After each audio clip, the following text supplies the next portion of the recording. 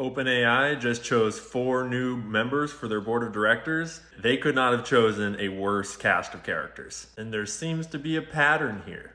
So yesterday they released this statement with their 4 new board members. First, we have Sue, the former CEO of the Bill and Melinda Gates Foundation, also a board member of Pfizer.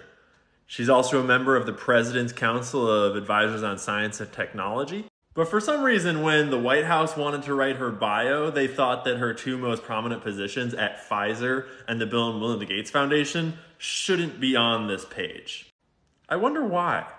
Even spicier, this one's hard to find. She's on the board of directors of this company called Resilience, which strangely also has the CEO of In-Q-Tel on it. In-Q-Tel is the investment company for the CIA. There are actually a number of people on this board of directors that have links to the CIA other than this dude. And this company I'm talking about, Resilience, is the company that manufactured all of the mRNA for the thing that Moderna gave to everyone.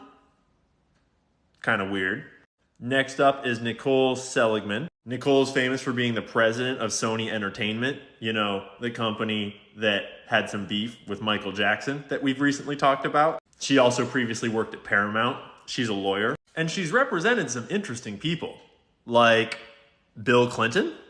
And if you know the Iran-Contra scandal, she represented Oliver North in those trials. In this old article from the Washington Post, they talk about how, by all accounts, Seligman has won the trust and confidence of both President and Hillary Rodham Clinton. The First Lady thinks the world of her, says Mrs. Clinton's press secretary. Man, that's some high praise from a really great person. What a good endorsement. For those of you keeping track of how many Zionists are on the board of OpenAI, she's also Jewish.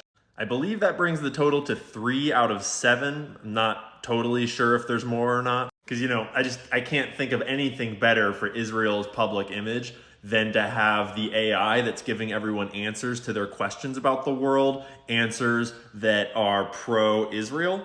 And then we have Fiji, who is the CEO of Instacart, but she spent a decade working at high positions at Facebook.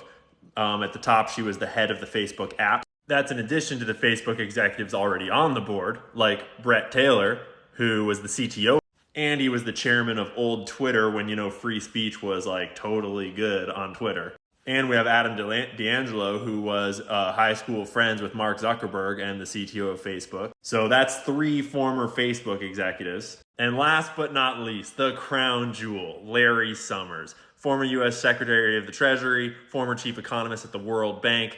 He was heavily involved in repealing Glass-Steagall, which is what allowed banks to gamble with all of our money in the stock market and cause the crazy bubbles and the crazy crashes that we've seen since. He was instrumental in both setting the stage for the '08 financial crisis, and then he was instrumental in the government allocation of our tax dollars to bail out his friends in the banks. I can't think of anyone that I would want farther away from the ethical development of AI than Larry Summers. As just one example of his high ethical standards, in the 90s, what's called the Summers Memo came out.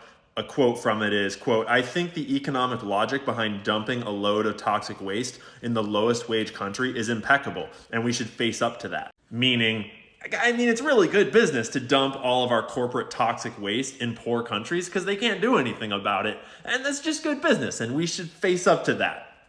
Right? And then obviously Sam Altman is also back on the board, making a total of 7 people on the board of OpenAI, and I don't want any of them anywhere near the development of AI technology.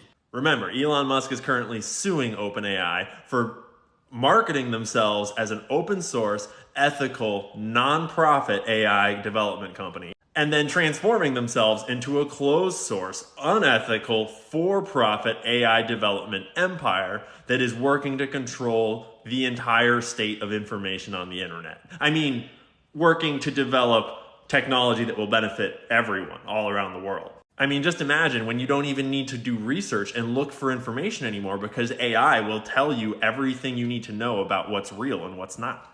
It's going to be a brave new world soon. Just you wait.